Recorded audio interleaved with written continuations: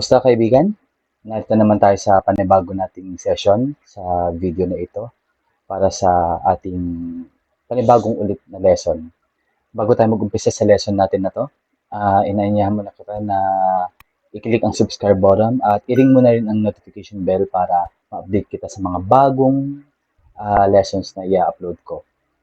Okay? So let's get started.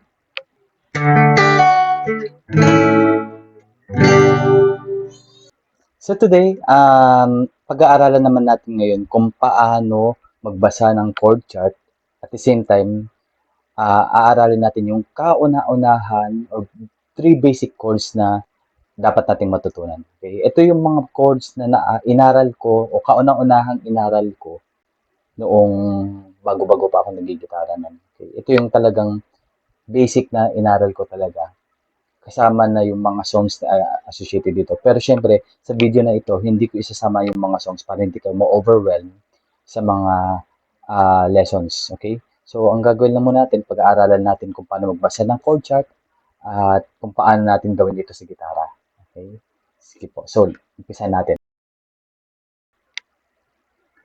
So, mapapansin natin dito sa kanang side ng screen natin yung sample ng chord chart. At ito rin yung unang-unang chords na aaralin natin ngayon sa video na ito. But bago yun, aralin mo natin yung mga parts ng chord chart. Okay? So, first of all, okay, mapapansin natin dito, may mga dots dito na may corresponding numbers. Ito siya. Okay? Yung ibang chord chart, dito nakalagay ang mga numbers. Okay? Siya nakalagay madalas. No? Pero sa design chart nito, dito nakalagay ang numbers na mismo. Okay, ano ba ibig sabihin ng number na yan?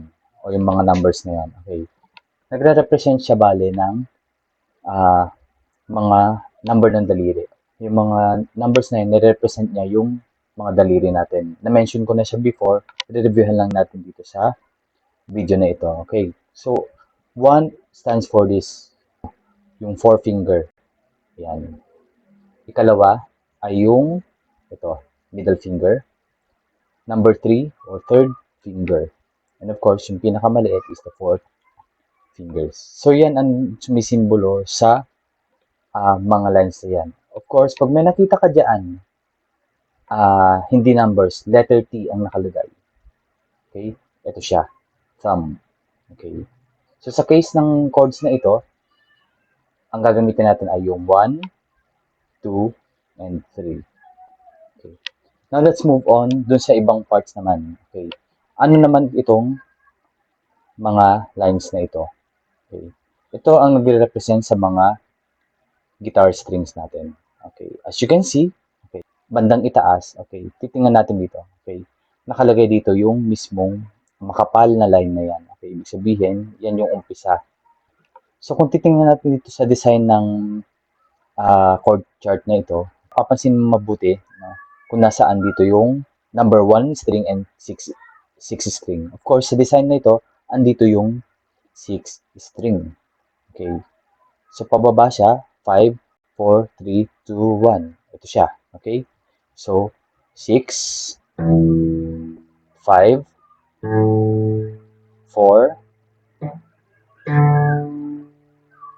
3, 2, and 1. So, yan yung mga nagre-represent sa strings. Okay. How about itong mga nahahating? Okay. Dito na tayo. Ibig sabihin lang yan ay ito yung mga fret. Nabanggit ko dun sa previous video natin kung asan yung fret. Okay. Sa part ng gitara, ito yon, yung mga humahati dito sa ating gitarang ito. Ito siya. Okay? So, divided siya ng tinatawag natin na fretwire or yung bakal na nakalagay dito sa ating gitara. Ito. Okay? So, ito siya. Okay. Sa case ng guitar na ito, sa case ng chord chart na ito, okay, ito ang first fret. Okay? Yan, yung sa unang hating yan, sa unang column na ito. Pangalawang column, ito yung second fret. Ito siya. Third fret, ito siya. Yan. Okay? Fret. Itong bandang dulo na ito, itong column na ito yung fourth fret. Okay, what if? What if may nakalagay dito sa taas ng chord chart na ito, lalagyan ko lang muna for the meantime. Na for example ay sabihin natin na ganyan. Okay. Roman numeral number 2. Kung familiar kayo sa Roman numerals, kailangan alam niyo ito. Ano ibig sabihin ng mga Roman numerals na yan. Okay. So, for example, yan. Roman numeral number 2. Ano ibig sabihin yan? Okay. Ibig sabihin lang yan, no, mag-uumpisa itong bar na ito sa second fret. Dito siya mag-uumpisa sa second fret. Okay? So, ibig sabihin, itong bar na ito sa second fret yan. Pero sa case ng chords na A, wala ito. Suburahin ko muna for the meantime. Okay? Nilagyan ko lang siya for the sake na maipaunawa ko na may mga ganyang chord chart. Okay. So, wag natin pansinin itong sinulat ko yan. Okay. So, sa case na ito, mag-uumpisa tayo sa first fret. Okay. Last one. Ano naman kaya ibig sabihin nito? Okay. Zero. May zero bang daliri? Wala pong zerong daliri. Ano ibig sabihin pag zero yan? Ibig sabihin, open string. Ibig sabihin lang din yan, tutugtugin mo siya, patutunugin mo pa din siya, pero walang nakalagay na daliri. Yung X kaya sa taas. Okay? Ibig sabihin, hindi mo dapat siya matutugtog or hindi siya matatouch ng pick mo or ng pag-strum mo or ng pagtugtog mo. Hindi siya dapat tamaan ng daliri mo. Okay? Ng pag-strum mo. Ibig sabihin, dito, mula sa fifth string, hanggang kasama itong mga ito, tatlong ito, plus yung another zero sa baba, dapat tumunog yan lahat. Okay? Dapat tumunog itong lahat na ito. Hindi lang tutunog dito ay itong number 6 string kasi nga nakalagay X. Ibig sabihin ng X ay dead string. Kapag 0, open string. Okay? Dead, hindi tutunog. 0, open string. Okay, so nakita mo na kung ano yung iba't ibang bahagi ng chord chart. Proceed naman tayo ngayon kung paano natin i-apply yung chord chart dito sa gitara natin. Okay. So let's see. I-apply naman natin ngayon. Okay. So kung mapapansin mo dito sa chord chart na ito, no, yung unang daliri, ito siya, nakalagay siya sa anong string. Tingnan mo natin kung anong string. Okay. So dito ang 6. Okay? Baba tayo. 5, 4. Ibig sabihin, nasa 4th string ang daliring ito. Yung first finger natin. At anong fret naman kaya? Okay? Kung ito, first bar na ito, first fret, second fret. Pangalawang hati siya ng gitara mo. Pangalawang fret. Okay. Nasaan ang second fret ng ating gitara? Ito siya. At nasaan yung fourth or yung fourth string ng gitara natin. So, ito siya. Okay, ibig sabihin, ito yung pang-apat na string, second fret, dito natin puposisyon yung daliri natin. Okay. Make sure na yung daliri natin appointed siya. Hindi siya nakaganyan at hindi rin siya naka-flat na ganyan. Okay. So, make sure na ito lang daliri. Ulitin ko, papakita ko mabuti. Didiin ko siya para magpakita ko kung nasaan yung posisyon ng daliri ko. Nagmarka yung string na yan. Okay. So, mapapansin mo, yung diin ko yung string, andito siya sa ibabaw ng daliri ko at wala siya sa lapag. Okay. So, balik tayo. Balik tayo. So, ididiin ko, andito na yung ating unang daliri. Pointed siya. At yung position ng daliri ko sa likod, sa thumb, ay nakaganyan. So, almost nakagrip lang siya. Nakaikot siya. Okay. Hindi siya nakaganito, nakaganito. Sasanayin natin itong daliri. Kung di man umabot kung hanggang dyan lang, okay lang yan. Basta ang mahalaga, nakaikot o naka grip or ang hawak sa sa neck ng gitara. So, sa case ng chords na ito, dapat ganun ang position. Hindi siya nakaganito. Though yung ibang gitarista ginagawa talaga ganito, pero I encourage na ganito muna ang posisyon daliri ang gagawin natin. Bakit nga ba ganitong posisyon? It's because para mas ma-encourage ng daliri mong ito na pointed siya. Kasi pag ginanyan niya mo, apektado na rin mismo minsan yung grip mo, mahina.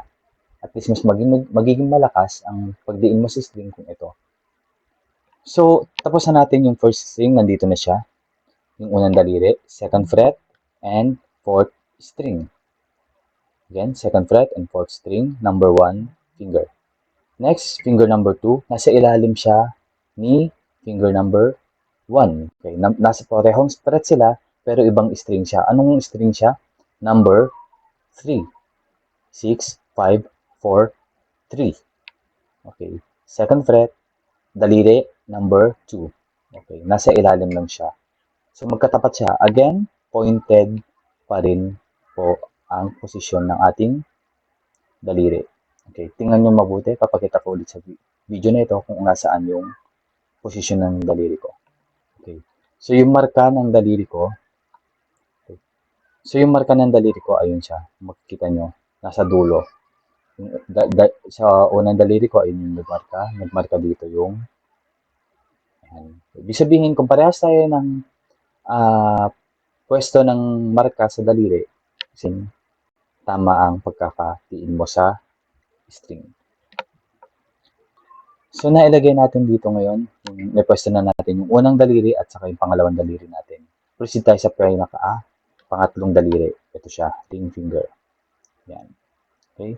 Saan naman siya? Nasa ilalim ni number 2. Pare-parehas itong tatlong ito na nasa second fret, pero magkakaiba ng string. Nasa anong string naman siya? 6, 5, 4, 3, 2. Nasa second string. Okay, so pupwesto ko ito, nakalagay. Okay. Make sure pa rin na ang pagkakahawak natin ay naka-pointed yung daliri natin. So now, tapos na tayo dun sa pagpo-position ng daliri natin sa gitara. Okay. Observe lang muna natin yung kung paano ang pagkakahawak sa gitara after kong mailagay yung mga daliri ko gamit ang chords na A. Okay, tingnan natin mabuti. Mapapansin nyo, ayan. Ganyan ko siya hinawakan. Okay. Hindi kaso kung medyo bitin yung daliri, depende kasi sa gaya ng binanggit ko, depende yan sa gitara mo, kung gaano kalaki yung gitara mo. Pero sa case ng daliri ko, ito siya. Okay. Ganyan ang pwesto ng daliri ko. Okay. So, babalikan natin hanggang saan lang dito sa string, sa chords na ito, yung tutugtugin. Ibig sabihin, naka-X, steady string, hindi kasama si 6. Okay. So, tingnan natin ngayon. So, mapapansin natin dito, okay, yung daliri ko. Hindi ko tutugtugin ito.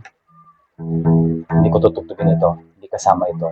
Because pag tinugtog ko ang chords na A, mula dito, sa string na ito, papunta dito sa baba. Okay. So, titingnan natin mabuti. Kung hindi tumunog yan, tapos ganyan ang tunog niya, sabihin kulang ka sa diin. Check mo mabuti. No? Baka kailangan natin diinan na mabuti yung strings natin. Okay? So, kailangan diinan mo mabuti. Then, check mo ulit. Isa-isahin natin yung string. Mula sa 5th string, pababa.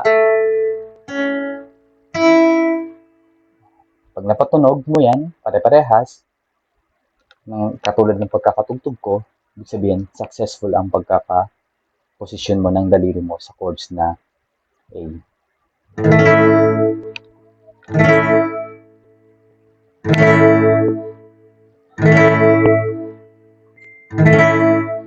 Dako naman tayo sa susunod na chords na aralin natin. Okay? This time, ang aralan natin susunod na chords ay chords na letter D. Okay? So, sa case na ito, okay, dalawa yung naka-X. Ibig sabihin, yung 6th string saka yung 5th string ay hindi mo dapat tutugtugin. Ibig sabihin, mula dito sa 4th string hanggang sa 1st string lang ang tutugtugin. Okay, let's do it now. So, first finger, nasa ang nakaposisyon? Sa 2nd fret. And then, anong string? 3rd string. So, position natin. Katulad ng ginawa natin, nakabilog pa rin or nakapointed pa rin ang daliri sa pagkakapress ng string. Okay. Next one. Okay. Saan nakalagay si pangalawang daliri natin? Middle finger. First string, 2nd fret. Okay, 2nd fret siya. So, ito siya. Okay. So, nakaganyan na siya. Hindi siya nakadiin sa 2nd string, kundi sa 1st string. Okay? And then lastly, si 3rd string. Dito, iba siya. Ibang pwesto niya. Nasa 3rd fret. At saang string siya? Nasa 3rd or nasa 2nd string. So, ito siya. So, tingnan mo mabuti kung parehas tayo ng itsura ng daliri sa chords na D. Okay, check natin ngayon, no, kung tutunog ba yung tunog ng string natin. Gaya na nabanggit sa chords na D, hindi kasama itong 6th string saka itong 5th string. Dead string siya. Mula dito lang sa 4th string pababa. Okay, sisi natin ulit. Then strum natin. Okay. So, ang pinakalas na aaralin natin, yung pangatlong chords na aaralin natin ngayon ay yung chords na letter G. Okay. Yung iba na chord chart, minsan wala ito. Hindi sinasama. Itong number 3 na ito, minsan nandito siya. Okay. Pero sa case na ito, mas pinili ko itong ganitong itsura ng chord chart kasi mas maganda. Okay. Medyo pansinin natin, medyo hindi dapat siya nasa linya. Okay. Iko-correct lang natin ito. Dapat itong ay mismo nakalagay dito. Okay. Position lang natin mabuti. No? Move lang natin ng konti. Okay. So, huwag nyo nang pansalin na katapat siya sa linya. Okay. Mapapansin natin dito medyo ang problema ng chord chart na ito ay medyo tumapat kasi siya sa linya, sa fret. Okay, sa linya ng fret. Pero sa case na ito, tingnan natin na itong mga to ay adjust na lang natin sa gitna mismo. Dito sa gitna. Tulad yan, sa gitna nito, sa gitna ito. Okay, so let's move on. Saan na nakalagay yung first fingers mo? Or first finger? Okay, so mapapansin mo, nasa 5th string siya. Nasa ikalimang string, 2nd fret. So, dito mo siya ilalagay. Pangalawang daliri, saan nakalagay? Dito sa 3rd fret. Okay, move lang natin dito sa gitna dito. Kasi nakalagay siya dun sa bakal. Okay, 3rd fret. So, ito siya. 3rd fret. Okay. Next thing ay itong pangatlong daliri, 2nd string, 3rd fret pa rin. Okay, so 3rd fret pa rin siya. And then, lastly, ito, pang-apat na daliri, ito siya, ay nakalagay sa 1st string. Anong fret? 3rd fret. Yan. So, tingnan natin kung parehas tayo na itsura ng pagkakaposisyon ng daliri. Okay. So, kung tama, kung parehas yan, sabihin successful ang nagawa mo. Okay. Bago natin tugtugin ang chords na ito, check muna natin. Lahat ba ng string ay tutugtugin mo? Of course, tutugtugin mo siya kasi lahat ay nakadiin at ito, nakalagay dito, 0. Hindi mo pwedeng lampasan, matutugtog mo pa rin siya. Walang nakadiin pero nakalagay dito, 0. Ibig sabihin, open string, tutunog pa rin dapat yan. let's check now kung tutunog ba talaga ang chords na ito. Okay. So, isa-isahin natin ang bawat string kung tutunog.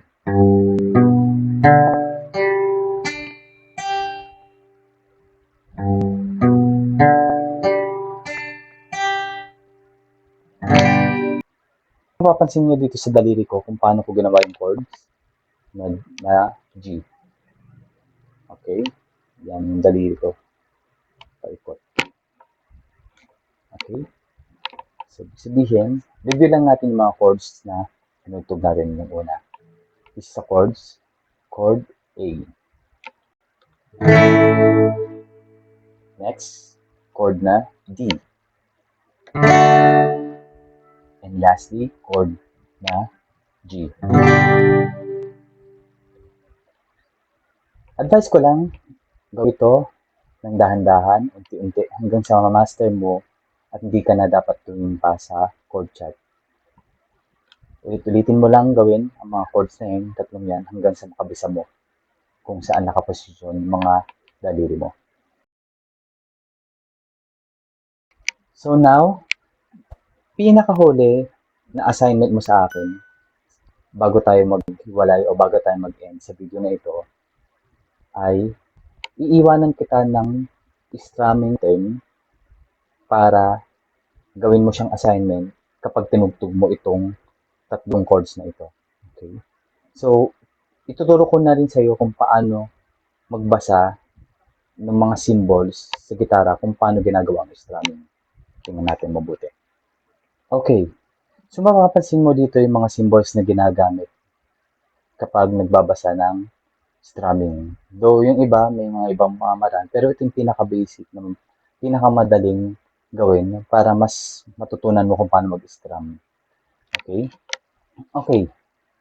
So, dito sa case na ito, ito yung mga symbols na madalas na ginagamit natin kapag, yung pinaka-basic na symbols para mapag-aralan ang mga strumming patterns. Okay? Yung pag-strum ng gitara. Okay? Kung mapapansin mo dito sa figure na ito, itong parang pa-square na ito, sabihin down stroke, pababa.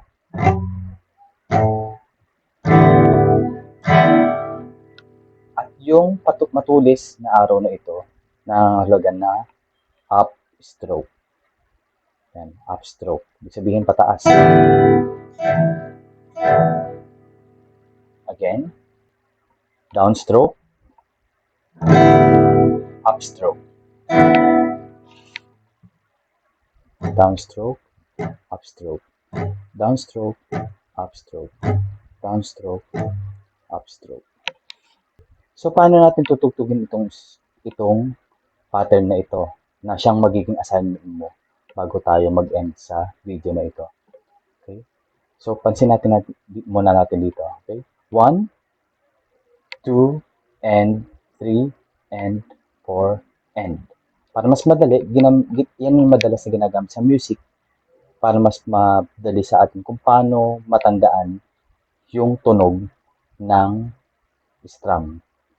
Bale, kung patutunogin mo siya sa gitara mo, ganito siya. 1, and 2, 3, and 4, and. Okay. Ulitin ko lang. 1, 2, and 3, and 4, and. Okay. Gagawin ko ulit siya na mas mabilis.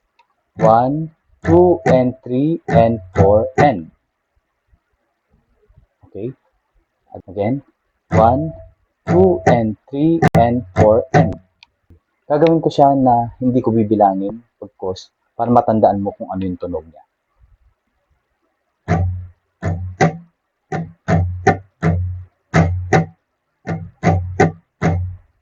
Ulitin ko lang, okay?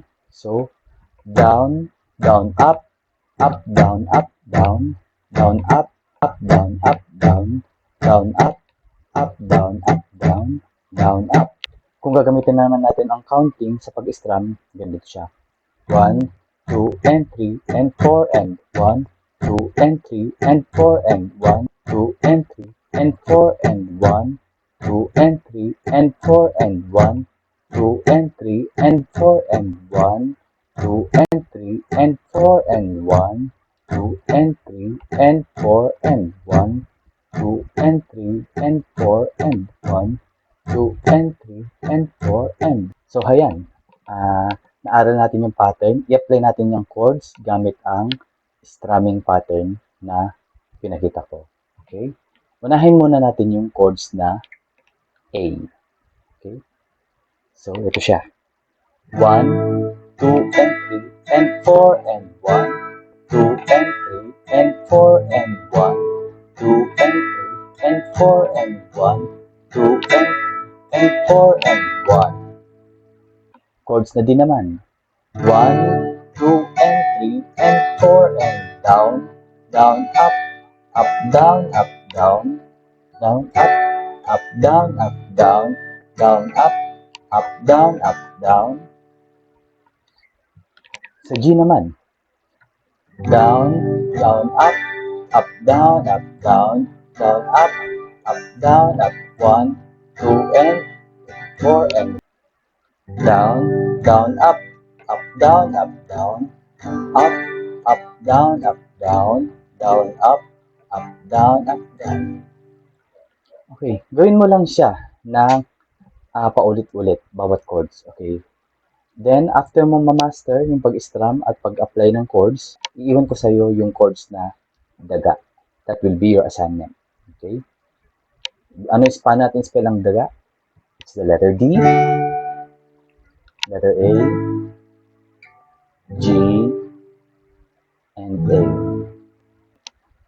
To end up this video, tutugtugin ko ng 3 beses yung pattern gamit ang D-A-G-A na chords.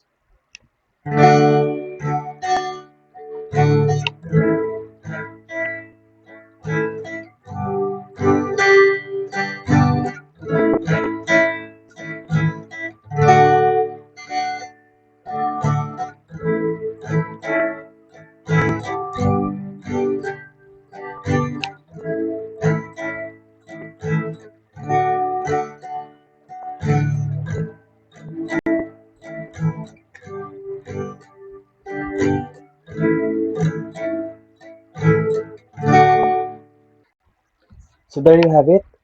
Nagawa na natin o na-aral na natin yung first basic chords mo. Iniwan ko sa iyo ang assignment mo, and of course, don't forget to subscribe and click the notification button para ma-update ka sa bagong lesson at bagong video natin na i-upload ko. For the meantime, aralin mo muna, dahan-dahan, paulit-ulit, hanggang sa ma-master mo siya habang hindi mo na ma-upload yung bagong video na ituturo ko sa iyo. Bago tayo mag-proceed sa lesson o bago tayo mag-proceed sa kanta, kailangan ma-master mo muna yung mga itinuro ko sa video na ito. Good luck again and see you on our next lesson. God bless.